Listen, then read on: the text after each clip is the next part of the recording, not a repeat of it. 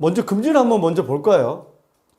자, 우리나라가 이렇게 2020년에 1.25, 미국이 0.25. 그러니까 미국은 거의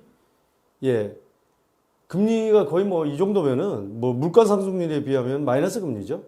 근데 이게 우리가 또 좀 더 높았는데 이게 이제 역전이 되기 시작하죠. 이게 작년 5월, 6월 달에 역전이 되기 시작하면서 이 격차가 이렇게 지금 현재는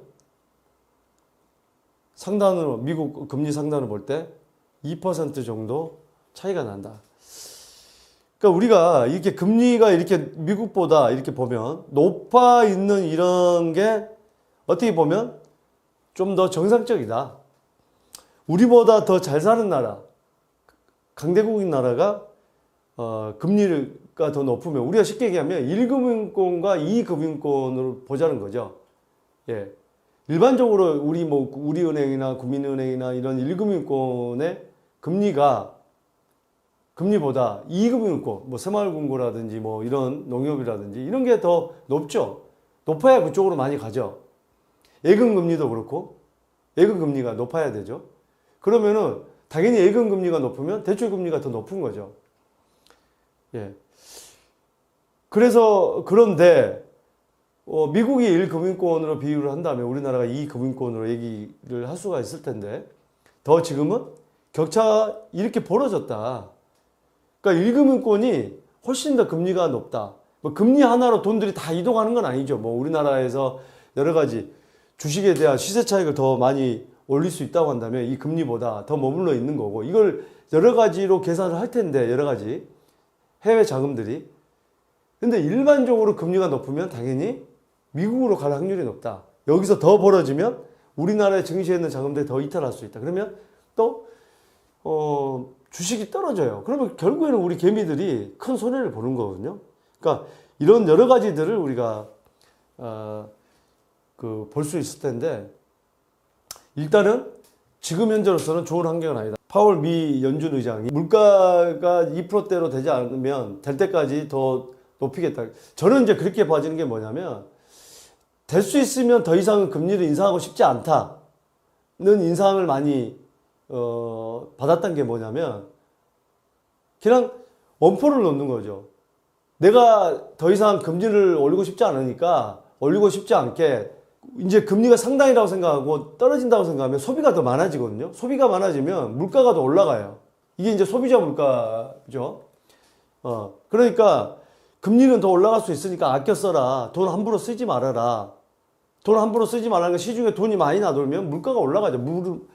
막 사 제끼면 더 많이 사 제끼면.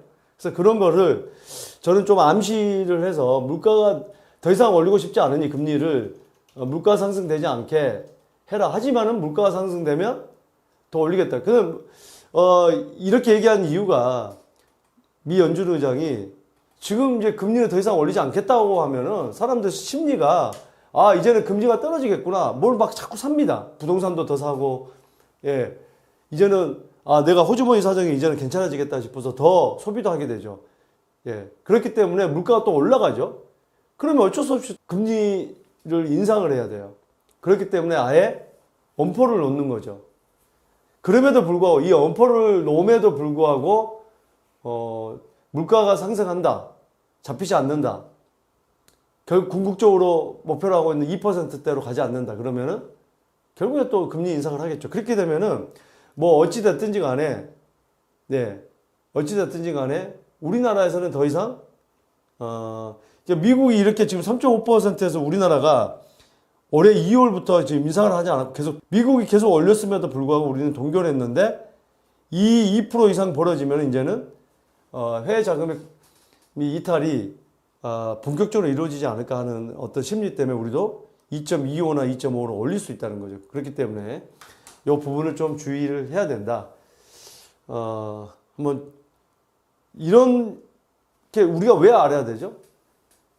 이 대출이라는 것은 금리라는 것은 자금 조달 비용이에요. 자금 조달 비용이 점점 지금 안 그래도 금리가 올라가니까 3% 뭐 2%대에 담보대출 받았던 분이 지금 뭐 5%, 6% 요게 이제 지금 현재 주택담보대출 변동금리, 뭐 혼합형금리, 신용대출 이게 지금 상단이 6.5, 뭐 7% 이렇게 지금 다 올라와 있어요. 그러니까 거의 7% 가까이 올라와 있다.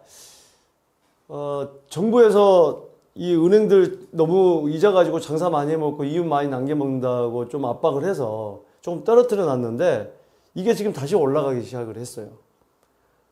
예. 그렇기 때문에 지금, 주택담보대출이 더 만약에 하반기에 금리가 한 차례 인상이 된다고 한다면, 조금 대출을 많이 받는 매물들이 좀 쏟아지지 않을까. 지금 이런 게 시장에서는 좀 우려스러운 목소리가 나오긴 하는데 그 부분을 우리가 염두를 해둬야겠다. 그러면은 아무래도 이 대출이 많이 받는 연끌했던 사람들이 샀던 매물들 어떤 매물이죠? 저가 매물이죠. 대부분. 저가 매물입니다. 압구정 현대아파트 사면서 뭐 80억짜리 사면서 무슨 대출을 갖다가 뭐 50억, 60억 세계 최초 뭐 1세대 1주택 해가지고 무슨 뭐 70%까지 60%까지 대출 받고 그건 아니죠. 대부분. 그러니까 대부분 저가 이런 분들이 지금 대출을 많이 받아서 매수를 한 경우가 많기 때문에 이런 매물들이 더 시중에 나올 수 있다. 지금 우리가 좀 그렇게 예측을 좀 해볼 필요는 있을 것 같습니다. 자, 이 부분 잘 염두를 해 두시길 바라겠습니다.